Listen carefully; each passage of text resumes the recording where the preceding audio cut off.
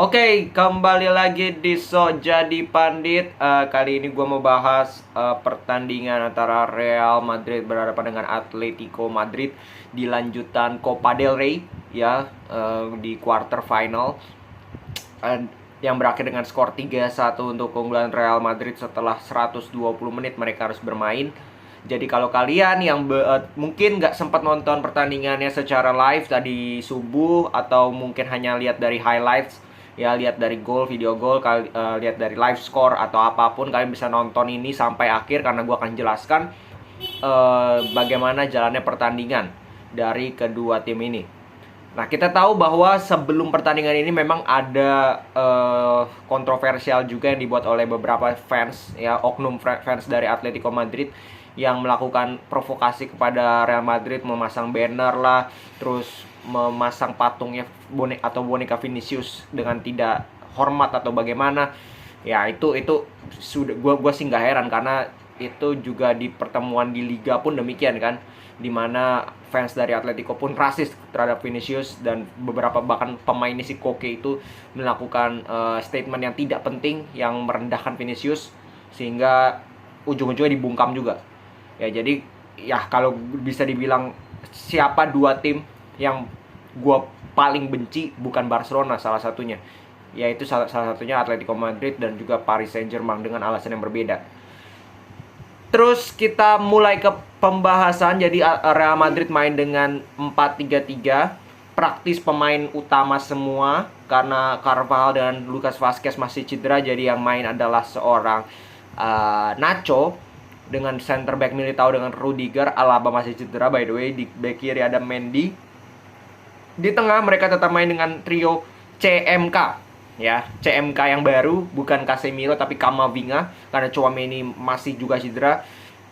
Camavinga, Kroos dan juga Modric. Terus di depan ada Vinicius, Benzema dan juga Valverde. Sebenarnya gue agak heran dengan pemilihan Valverde yang main di sebelah kanan lagi, di winger kanan, karena Ancelotti ini harusnya sadar ya bahwa di musim ini terutama ketika Valverde main di sayap kanan itu beberapa kali nggak jalan. Ya, beberapa kali dia main jelek, terutama pada saat dia setelah World Cup itu nggak sama sekali perform main di sayap kanan. Jadi ini keputusan yang agak kembali lagi dipertanyakan dari Ancelotti. Terlalu apa ya kalau gue bilang, dia itu terlalu takut untuk mengambil resiko dengan bermain dengan dua winger. Dia harus satunya yang ibaratnya lebih balance lah, supaya tidak, dia tuh kayaknya nggak terlalu berani bermain frontal. Ya, menurut gue nggak ada salahnya bermain dengan Valverde di sayap kanan, asalkan wingbacknya itu wingback yang cepat, wingback yang attackingnya bagus. Tapi Nacho kan tahu sendiri crossingnya seperti apa. Sedangkan Atletico Madrid main dengan 4-4-2, Molina, Savic, Hermoso, Reinildo, Koke, Depay, Lemar, Griezmann, Morata dan juga Angel Correa di depan. Ya, jalannya pertandingan sebenarnya di babak pertama kalau gue bilang itu praktis agak membosankan ya. Madrid pegang bola lebih banyak sedikit, tapi nggak banyak peluang yang bisa mereka ciptakan. Justru Atletico yang bisa curi gol lewat itu. Golnya salah satu team play yang cukup bagus menurut gue dibanding dilakukan oleh Atletico Madrid, dan dicetak gol oleh Alvaro Morata. Gue nggak mau bahas selebrasinya karena menurut gue begitu norak, tidak menghargai klub di mana dia dilahirkan. Itu benar-benar menurut gue ya nggak bakal kemana-mana nih pemain, dan terbukti memang segitu-segitu aja. Terus menit 44 bahkan Dani Ceballos masuk menggantikan Ferland Mendy karena Mendy cedera lagi. Ini menjadi pukulan yang sangat telak untuk Madrid. Cedera demi cedera mereka alami, terutama di lini belakang ya. Mendy, Alaba, Carvajal, Lucas Vazquez itu cedera semua, dan praktis itu pemain-pemain inti ya, ditambah dengan Tchouaméni. Jadi ya inilah yang terjadi kalau lu sebagai, apalagi ini tamparan buat manajemen kembali lagi, bahwa pemain lu itu kedalaman skuadnya itu jelek. Nah, ketika itu terjadi, nah ini nanti kerepotan nih ujung-ujungnya. Kalau pemainnya pada cedera semua, siapa yang mau menggantikan mereka? Itu yang menjadi pertanyaan. Babak pertama nggak terlalu wah atau gimana, cukup membosankan, cukup kantuk kalau gue bilang. Madrid pun bermain dengan tempo yang sangat sangat standar, tidak cepat. Mereka lebih berhati-hati, gak banyak peluang. Mungkin satu shots dari Valverde dari jarak jauh yang pelan juga. Beberapa kali Vinicius mendapatkan di awal-awal mendapatkan peluang depan gawang, telat dalam mengambil keputusan sehingga diintercept. Mungkin hanya peluang-peluang seperti itu di babak pertama, ya. Atletico pun hanya satu peluang, murni satu peluang satu gol. Nah, masuk babak kedua, ya Madrid berbeda. Ya, baru keluar di situ mereka jauh lebih menggempur Atletico, lebih mengurung Atletico, dapat lebih banyak peluang dan terlihat memang peran dari Ceballos dan Camavinga ketika dia digeser ke bek kiri itu jauh lebih optimal kalau menurut gua. Jauh lebih optimal, jauh lebih berbahaya Madrid. Apalagi tambah masuknya Rodrigo menggantikan Valverde, disitulah Madrid lebih kontrol the game. Ya, Marco Asensio juga masuk menggantikan Toni Kroos menit 74, sehingga permainan Real Madrid jauh lebih mengalir, jauh lebih mendapatkan peluang-peluang emas. Ada tendangan dari Benzema yang mampu di-save oleh Jan Oblak, terus reboundnya itu ke Vinicius, lagi-lagi telat dalam mengambil keputusan. Jadi Vinicius pun gak bagus mainnya di pertandingan kali ini, walaupun di detik-detik terakhir dia cetak gol. Dia coba dari jauh lah, coba shoot dari jauh, tidak ada yang berhasil. Lalu itu di menit 79 Rodrigo mampu mencetak gol lewat sebuah aksi individu yang sangat luar biasa, dan 4 pemain gue catat dia lewati dan melakukan tendangan ke tiang dekat dengan kaki bagian luar. Itu sangat sulit tekniknya dan sangat luar biasa golnya. Finishingnya luar biasa, pergerakannya sangat luar biasa. Dan ya, gue nggak ngerti juga dengan Ancelotti bahwa Rodrigo ini sering memberikan warna yang berbeda ketika dia bermain, tapi gua nggak tahu kenapa dia sangat minim mendapatkan kesempatan bermain sebagai starter, dan ujung-ujungnya ketika laga-laga besar, ujung-ujungnya formasi seperti ini yang diturunkan. Tidak berani bereksperimen. Contoh Modric, Kroos, Valverde di tengah, Camavinga bek kiri, depannya Rodrigo, Vinicius, Benzema. Menurut gue itu akan jauh lebih efektif dibandingkan dia terlalu memaksakan trio di tengahnya itu dan Valverde main di sayap kanan. Itu menurut gua sama sekali tidak jalan. Nah, setelah gol itu Atletico ya mencoba respon. Mereka tarik keluar Koke, masukkan Saul, Kondogbia juga masuk menggantikan Rodrigo de Paul. Nggak banyak perubahan yang mereka bisa lakukan, hanya mungkin setengah-setengah peluang lewat free kick Antoine Griezmann, terus ada saltonya dari Witsel, udah DZ. Ya, sedangkan Madrid pun ya nggak banyak peluang yang bisa mereka ciptakan, sampai harus dilanjutkan ke babak extra time. Babak pertama extra time itu milik Madrid. Jelas milik Madrid. Madrid jauh lebih menguasai, jauh lebih ofensif, jauh lebih mengurung pertahanan dari Atletico, jauh lebih banyak mendapatkan peluang, jauh lebih create banyak peluang. Vinicius beberapa kali juga lebih kelihatan justru ketika para pemain Atletico lebih capek. Ya, mereka sudah terkuras. Disitulah Vinicius bisa menggunakan skill individunya untuk merobek lini pertahanan Atletico. Termasuk dia kan di menit 97 itu dia berantem sama Stefan Savic, pemain Tarkam, kena kartu kuning dua-duanya. 2 menit berselang Stefan Savic kena kartu merah, layak kartu merah. Dan memang inilah pemain yang menurut gue pemainnya itu nggak pakai otak tapi pakai otot doang, dan itu Stefan Savic. Berkali-kali bertahun-tahun pemain Atletico selalu, dan gue nggak heran, kayak Rodrigo de Paul, Stefan Savic, Angel Correa, itu pemain-pemain yang apa ya, gue nggak ngerti gitu. Mereka itu mungkin datang ke lapangan tujuannya apa? Gue pengen berantem sama pemain Madrid, gue pengen injek kakinya, gue pengen tackle kakinya, gue pengen patahin kakinya. Dari zamannya Godin, Jose Maria Gimenez pun seperti itu. Jadi gue nggak heran, Koke pun pemainnya seperti itu.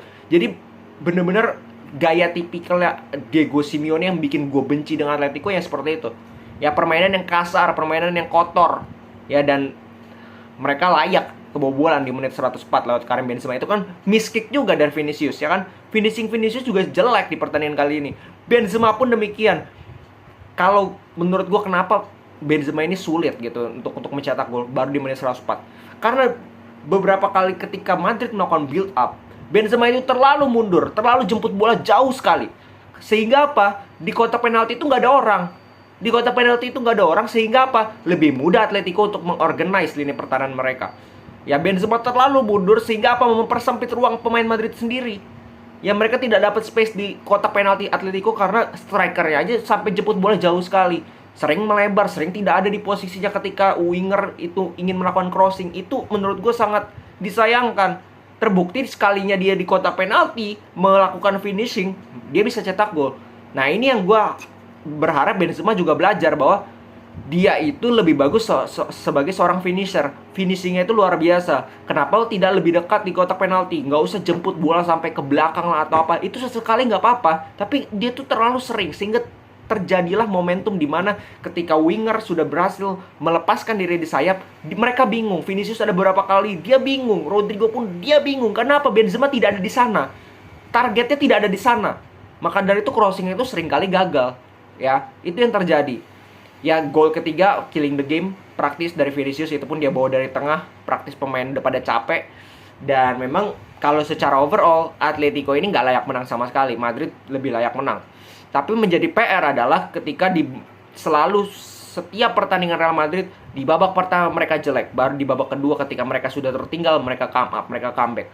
Kalau 1, 2, 3 pertandingan it's okay, mungkin masih bisa seperti itu. Tapi kan itu nggak bisa setiap pertandingan seperti itu. Nggak bisa lu mengharapkan setiap pertandingan lu bisa cetak comeback terus. Ya, dan itu menurut gue bad strategi yang dilakukan oleh Ancelotti, bahwa dia terlalu berhati-hati di babak pertama baru ngegas di babak kedua. Itu kan terlalu apa ya kalau gue bilang. Kalau beruntung lu bisa balikin, kalau lu nggak bisa balikin seperti yang dikatakan Pep pada saat dia kemarin comeback. Beruntung nih gue bisa comeback lawan Tottenham Hotspur.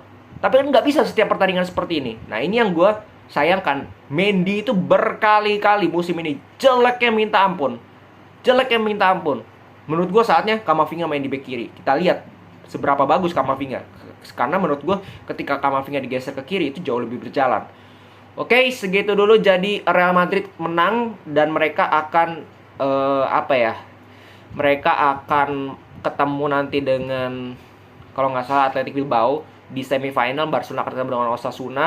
Dan gue sih berharap ya Ancelotti belajar bahwa skuad sekarang itu kelihatan di babak pertama mereka keteteran. Harus sering rotasi, ya, memberikan kesempatan kepada pemain-pemain seperti Asensio, pemain-pemain seperti Rodrigo, pemain-pemain seperti Dani Ceballos.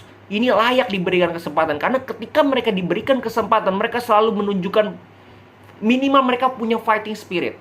Ya, kalau kita lihat permainan Real Madrid, apa yang menjadi pembedaan dengan Real Madrid dengan Barcelona pada saat kemarin di Supercopa? Ketika pemain Barcelona menguasai bola, pemain lainnya itu bergerak, aktif, mobile, menjemput bola, membuka ruang. Madrid tidak. Ketika pemainnya memegang bola, pemainnya lain statis, pasif pergerakannya, hanya menunggu bola. Tidak ada pergerakan yang bisa memancing passing-passing dari Toni Kroos maupun Modric. Sehingga apa? Sulit untuk Madrid bisa mengembangkan permainan. Nah, pemain-pemain seperti Rodrigo, Dani Ceballos, Marco Asensio ini yang bisa melakukan pergerakan-pergerakan tersebut. Ya, ini pemain-pemain yang bisa memancing umpan-umpan, kombinasi-kombinasi, trupas-trupas dari para pemain Real Madrid. Sehingga layak sekali diberikan kesempatan. Layak sekali diberikan kesempatan lebih banyak sebagai starter. Supaya apa? Tidak memberikan jaminan juga bagi starter yang sekarang bahwa mereka akan terus bermain kalau mainnya jelek terus. Oke, segitu dulu pembahasan kali ini. Jadi kita lihat nanti besok seperti apa. Apakah ada match yang bagus lagi? Kalau nggak salah dari IPL juga ada pertandingan yang cukup bagus. Arsenal kalau nggak salah main juga ya di minggu itu. Terus ada Serie A, atau nanti kita update lah. Segitu dulu, salam sepak bola.